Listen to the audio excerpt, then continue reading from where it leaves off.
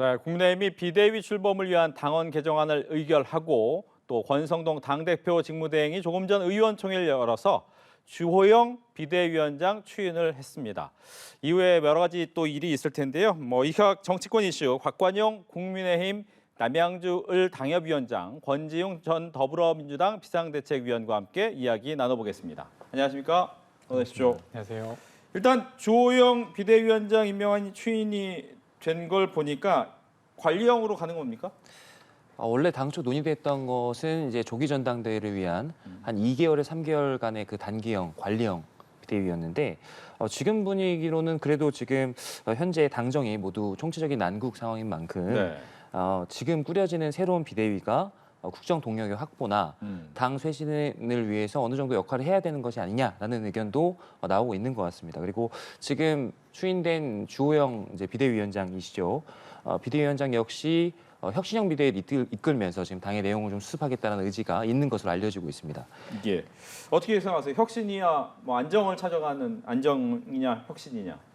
저는 안정이든 혁신이든이 중요한 게 아니라 사실 지금 비대위가 만들어진 게 비상 상황이어서 만들어진 거잖아요. 그리고 이 비상 상황이라고 하는 건 지지율이 떨어지면서 발생한 것입니다.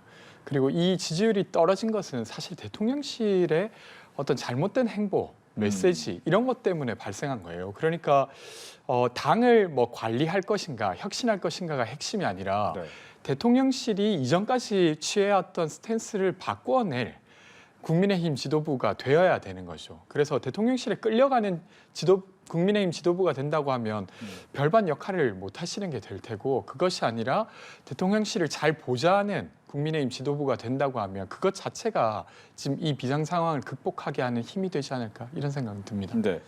이제 가장 큰 변수는 이준석 대표가 어떻게 대응하느냐라는 부분이 될 텐데, 일단은 그동안의 우군이라고 할 수 있었던 정미경 최고위원 등이 좀 사퇴를 하면서 분위기는 이준석 대표한테는 불리해 보이는데 법적 대응까지 가겠습니까? 이 당내 사정이 지금 이렇게 돌아가는 건 사실은 예정된 수준이고요. 그리고 지금 알려지기로는 이준석 대표가 그 가처분 신청이라는 법적 대응에 나서는 것은 거의 이제 확실해 보이긴 합니다. 예. 근데 개인적으로는 저는 정말 좀 신중해야 한다, 이런 말씀을 좀 드리고 싶고요. 물론 지금 이제 최근 당내에서 이 대표의 정책적인 결단을 요구하는 목소리가 높아지고 있는데, 저는 그게 모두 다 순수하게 정말 이 대표를 걱정해서 하는 말씀이라고 느껴지진 않습니다. 다른 여러 가지 의도들도 있을 텐데요. 저는 개인적으로 이게 당을 향해서 그렇게 법적 대응까지 가게 되면 이게 법적으로는 승소하더라도 살지 몰라도 정치적으로는 죽는 길이다, 이렇게 생각을 하고, 그래서 당과 개인 모두에게 좋지 않은 일이기 때문에 다시 한번 심사숙고하시기를 좀 말씀드리고 싶고, 그리고 저는 13일 날 지금 예고를 했거든요. 기자회견을 예고했는데 네. 기자회견을 하겠다라고 페이스북에 올렸지 어떤 걸 하겠다라고 얘기를 하지 않았기 때문에 어느 정도 공간은 아직 있다고 생각합니다. 그리고 오늘 꾸려지는 이제 비대위, 새롭게 꾸려지는 비대위도 어느 정도 그 정치적인 공간을 열어주고 소위 말해서 이준석 대표에게 퇴로를 열어주는 그런 어떤 정무적인 역할도 할 수 있지 않을까라고 지금 생각하고 있습니다. 근데 이준석 대표를 지지하는 사람들의 모임에서는 이른바 이제 내부 총질이라는 문자 메시지를 놓고, 근데 과연 내부 총질로 어떤 피해가 있었느냐라고 얘기를 한단 말이죠. 내부 총질로 죽은 사람이 있었느냐 이런 얘기를 했는데, 저는 논리적으로 그리고 심정적으로는 그분들의 말씀, 그리고 이준석 대표가 지금 처해 있는 상황에 대한 심경들이 100분 이해가 됩니다. 그러나 그런 어떤 개인적인 감정이나 소외와는 별개로 또 정치적인 결정을 할 때는 현실적인 측면도 감안을 해야 되는 것이기 때문에 여러 가지로 생각을 하셔서 좀 고도의 판단을 내려주시기를 개인적으로는 좀 바라고 있습니다. 네. 일단 주변에서 정치적 결단 내려라라고 이제 압박을 하는 모양새인데 어떻게 예상하십니까?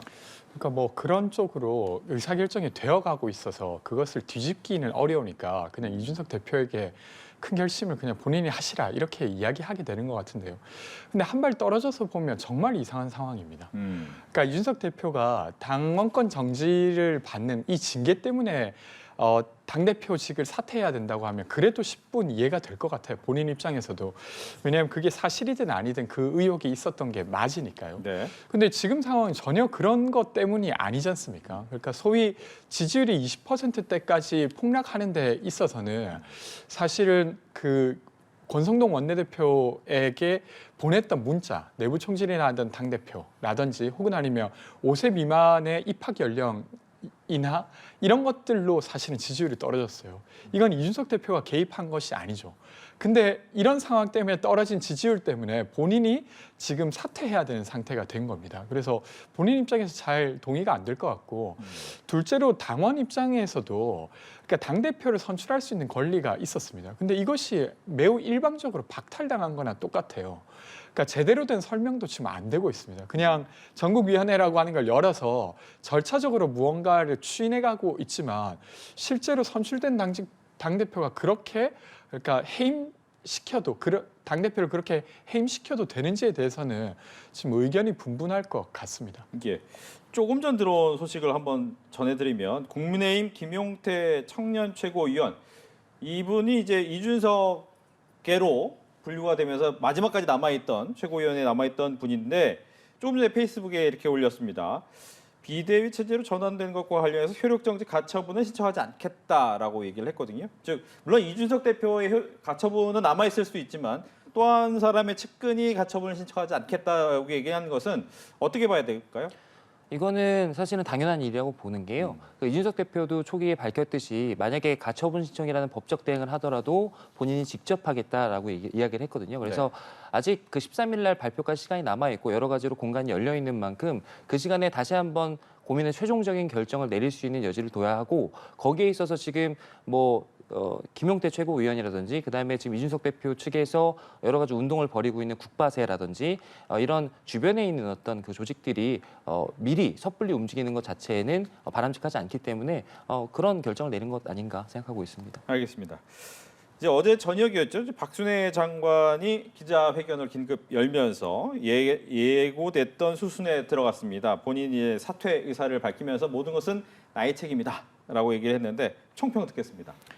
사실은 박순애 장관은 임명할 때부터 사실 논란이 매우 컸습니다. 그러니까 이 만 5세 초등학생 입학뿐만 아니라 그 전에 만취음주 운전을 했던 이력 때문에 논란이 있었고, 심지어 국민의힘 내부에서도 임명하면 안 된다는 목소리를 공개적으로 받기도 했던 장관이었습니다.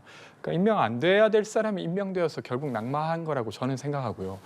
근데 이것만으로 대통령실의 어떤 인적 쇄신이 끝날 것인가라고 했을 때 저는 그래서는 안 된다고 생각됩니다.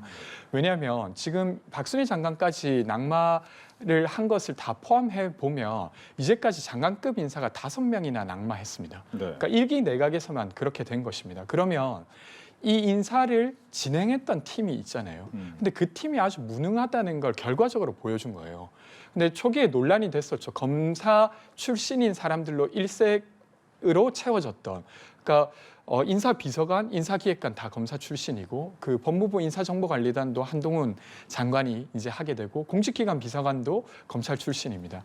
근데 이 라인이 전혀 역할을 못 하고 있어요. 근데 이 라인에 대한 어떤 문책이 없이는 이런 일이 아주 우연적으로 예를 들면 장관이나 이런 인사가 우연적으로 좋을 수는 있어도 사실 그 기본적으로 나아진다고 보긴 좀 어려워서 그런 식의 어떤 변화도 필요하지 않나 싶습니다. 박순애 장관 사퇴에서 끝나면 안 된다. 예, 지금 뼈아픈 말씀 해주셨는데 저도 일정 부분 동의합니다.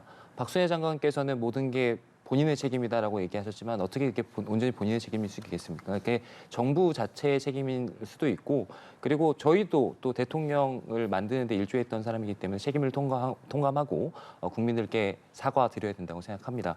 그리고 말씀 주신 대로 인사관리 시스템이 지금 현재 제대로 작동하지 않는다는 점을 인정할 수밖에 없을 것 같습니다.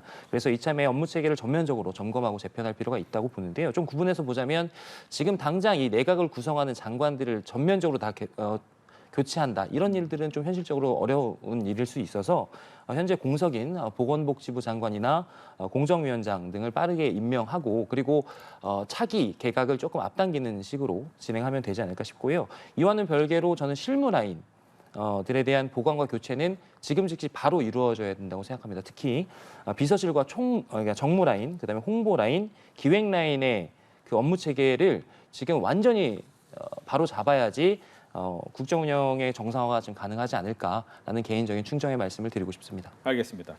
이제는 민주당 얘기로 가보겠습니다. 민주당은 당권 경쟁자들의 신경전은 뜨거운데 투표 결과는 확연해서 과연 그 열기가 나오느냐라는 부분이 좀 의문은 듭니다.